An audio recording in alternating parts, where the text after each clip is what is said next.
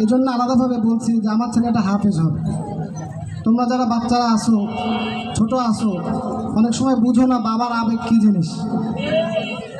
বাবা তোমাদের জন্য পরিশ্রম করে সকাল থেকে রাত পর্যন্ত, মাথার ঘাম পায়ে ফেলে, বাসায় সময় দিতে পারে না, অফিসে থাকে, বাইরে থাকে।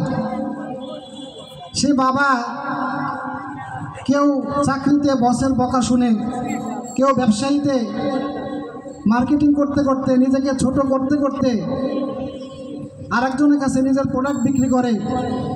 কোনো বাবা আছেন কৃষক, বহুত কষ্ট করে জমিনে ফসল উৎপাদন করে। এই সমস্ত যারা মেহনত করে ছেলেদেরকে হাফেজ বানাচ্ছে, এদের যা যা খয়ের কে দিবে বলেন? আল্লাহ। কে দিবে? আল্লাহ। এ যা যা খয়ের আমরা দিতে পারবো না। স্বয়ং আল্লাহ পাক রব্বুল আলামিন বলেছেন, ইন্নী লাকুম রাসূলুন আমিন। আমি আল্লাহ পাক বলেন, রসুলকে যে আমি পাঠাইছি, ওই রসুল নিজেই বলতেছে আমি তোমাদের মাঝে প্রেরিত হয়েছি, আর আমি যে তোমাদেরকে কোরআনের দাওয়াত দিচ্ছি এর জন্য কোনো বিনিময় নিব না।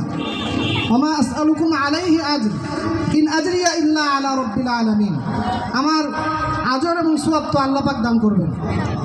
এজন্যে যে সমস্ত অভিভাবকরা কষ্ট করে নিজের ছেলেদেরকে মাদ্রাসায় দিচ্ছে, আমরা দোয়া করি, চেষ্টা করি, মেহনত করি, আল্লাহ পাক যেন সবাইকে হাফেজ বানায়, বলেন আমিন। এ পর্যায়ে আপনাদের সামনে